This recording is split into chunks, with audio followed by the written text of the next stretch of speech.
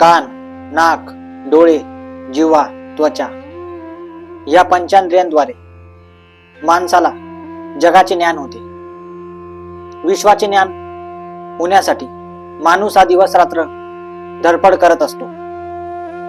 साधकाचा वेश धारण करून असलेला प्रत्येक योगी पुरुष हा जीवनाची व्याख्या विकसित करत असतो. पंचेंद्रियाद्वारे माणसाला विश्वाचे ज्ञान होते. हेच पंचेंद्रिय मानवाला अंतर्मुख आणि बहिर्मुख या द्विधा तत्वज्ञानाची ओळख करून देते. विश्वाचे वास्तविक सत्य, विश्वाची वास्तविक प्रेरणा, विश्वाचे वास्तविक दर्शन हे मानवाच्या अंतरीच आहे. विश्व हे निव्वळ मायाजाळ आहे. या मायाजाळातून मुक्त होऊन एकत्वाची प्राप्ती करून घेणे हेच प्रत्येक आत्म्याचे उद्दिष्ट असले पाहिजे. आत्मा हा निरंतर भक्ती सागरात आपला आचरण, व्यवस्थापन आणि क्रियाकलाप करत असतो. आपले प्रत्येक आचरण हे निव्वळ चमत्कारिक अशा स्वरूपात तो धारण करण्याची चेष्टा करत असतो. क्रम विकास होणे हे आत्म्याचे उद्दिष्ट आहे. क्रम विकास तत्वज्ञानाच्या दृष्टिकोनातून विकासनशील अवस्था ही सातत्याने प्राप्त करून घेणे हे प्रत्येक आत्म्याचे कर्तव्य आहे. आत्मा म्हणजे काय? विश्व चैतन्याची व्याख्या कशा प्रकारे केली जाऊ शकते? विश्व चैतन्य हे गुढीत आहे. आत्मा हे त्यातील एक गूढ तत्वज्ञान आहे. संदर्भासाठी विश्लेषण करत असताना आपल्याला प्राचीन धर्मग्रंथातील प्रत्येक बाबी चाचपडून पाहिल्या हव्यात. कारण त्याशिवाय आपल्याला मानव मुक्तीची संकल्पना ही समजू शकत नाही. मानवाला त्रिविध बंधनातून मुक्त करून संपूर्ण चित्ताची शुद्धी करणे हेच योगत्वाचे कर्तव्य आहे. योगत्व हे अनंत आहे आणि अनंताभिप्रेत असे योगत्व हेच दार्शनिक स्वरूपात नित्य अवतरत असते. क्रम विकासाच्या दृष्टिकोनातून जर विचार केला तर हे तत्वज्ञान आपल्याला नित्य विकासनशील होण्याची प्रेरणा देते. विकासनशील होण्याची प्रेरणा म्हणजे काय? आत्मिक तत्वाच्या दृष्टिकोनातून जर विचार केला तर उपास्य आणि उपासक या दोन द्विधा संकल्पना आपल्याला प्रत्यास येतात. उपासक हा नित्य उपास्यकाचे स्मरण करत असतो, परंतु उपासना करत असताना त्याची प्रत्येक संवेदना ही उपास्याला अंतर्भूत असते. अर्थात त्याचे इष्ट हे त्याचे उपास्य आहे आणि उपासक हा निव्वळ एक साधक आहे. ही संकल्पना जाणून घेणे अत्यंत आवश्यक आहे. मानवाचे मन हे मानवाला भौतिक परिस्थितीत जखडून ठेवण्याचे कार्य करते. भौतिक अर्थात जडत्व, मायाजाळ युक्त असे जडत्व. जडत्वाची प्रत्येक संकल्पना ही मानवाला स्थूलतम अशा व्याख्येशी निगडीत करते. स्थूलतम या सृष्टीमध्ये जे जे काही सूक्ष्मतम आहे त्या प्रत्येक गोष्टीचे अवलोकन करणे हे योगी मनुष्याचे कर्तव्य होय. योगी हा या जगातील प्रत्येक संकल्पनेला धारण करून त्याचा अभ्यास करत असतो.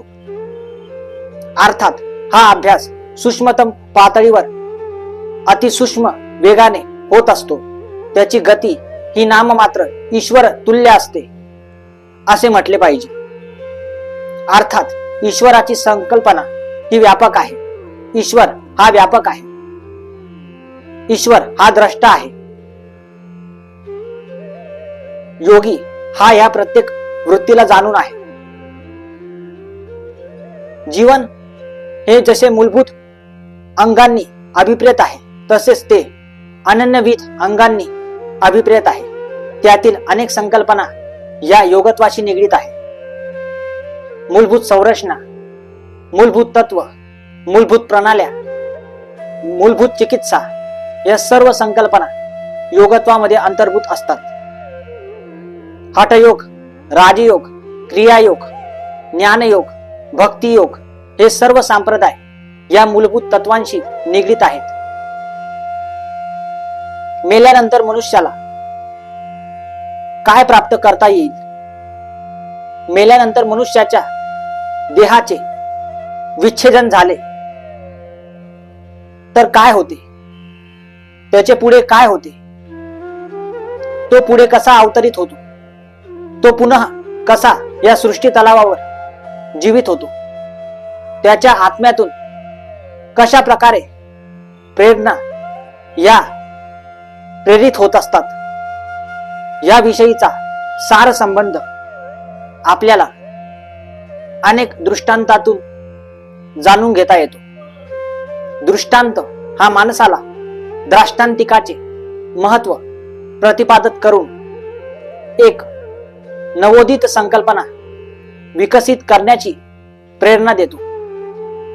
वास्तविक सत्य हे अति दूर आहे.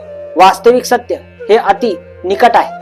वास्तविक सत्याची प्रत्येक संकल्पना ही अति सूक्ष्म आहे आणि या अति सूक्ष्म स्तरातील प्रत्येक चत्वार अशा कामनेचे आचरण करणे हेच प्रत्येक मनुष्याचे साधर्म्य कर्तव्य होय. अर्थात यातील प्रत्येक प्रेरणा या मनुष्याला मनुष्यत्वाची जाणीव करून देतात. माणसाला इंद्रियांची जाणीव झाली की माणूस हा इंद्रिय बंधनातून मुक्त होतो. माणसाला मनाची जाणीव झाली तर माणूस हा मनाच्या प्रत्येक बंधनातून मुक्त होतो. माणसाला शारीरिक संकल्पनेची जाणीव झाली तर माणूस शरीराच्या नश्वरतम अशा बाबींमधून मुक्त होतो. अर्थात माणूस हा निरंतर प्रकाशशील आहे. माणूस हा निरंतर विकासशील आहे. माणसाने सतत विकसनशील होण्याचा प्रयत्न केला पाहिजे. हाच आत्म्याचा नवीनतम गुणधर्म होय. जीवनाची प्रत्येक व्याख्या विकसित करत असताना, जीवनाच्या प्रत्येक व्याख्येला अंतर्भूत होत असताना आपल्याला या सर्व बाबींचा विचार करणे गरजेचे होय. कारण आत्मा, अमरत्व आणि त्या विषयीची प्रत्येक संकल्पना ही आपल्याला समजून घेण्यासाठी आपल्याला मानव मुक्तीच्या प्रत्येक प्रेरणा या जाणून घेणे महत्वपूर्ण राहील असे मला वाटते. तत्व योगांतर सन्मुख वदे ज्ञानयोग ज्ञान. तत्व योगांतर सन्मुख वदे ज्ञानयोग ज्ञान. आपरूप भाव विद्या चित्त सकृत प्राण. आपरूप भाव विद्या चित्त सकृत प्राण. प्राण तत्व वाचे शुद्ध चित्तांगिते सृजन. प्राण चित्त वाचे शुद्ध चित्तांगिते सृजन. अखिल विश्वाची कारण म्हणून इये धरिले तत्वयोग ध्यान. म्हणून इये धरिले तत्वयोग ध्यान. अर्थात तत्वाची व्याख्या विकसित करत असताना तत्वयोग ध्यानाची प्रत्येक नीती ही आपल्याला ज्ञानाभिभूत करणे गरजेचे राहील. तत्व हा एक योग आहे आणि त्यातील प्रत्येक आंतरसन्मुख जाहलेल्या प्रत्येक धारणा या ज्ञानयोगाची संकल्पित आहेत. आपरूप भावविद्या चित्त सकृत प्राणाच्या प्रत्येक धारणा या प्राणतत्वाशी निगडित असून शुद्ध चित्त हेच त्यांचे सृजन होय. कारण अखिल विश्व हे कारक स्वरूप असून त्यातील कारणता ही महत्तम अशा चिकित्सक संशोधनाशी निगडित आहे. अर्थात यातील मूळ मर्म हेच तत्वध्यान योग होय. यातील मूळ धर्म हेच तत्व विज्ञान योग होय. यातील मूळ कर्म हेच तत्वयोग ध्यान होय असे मला वाटते.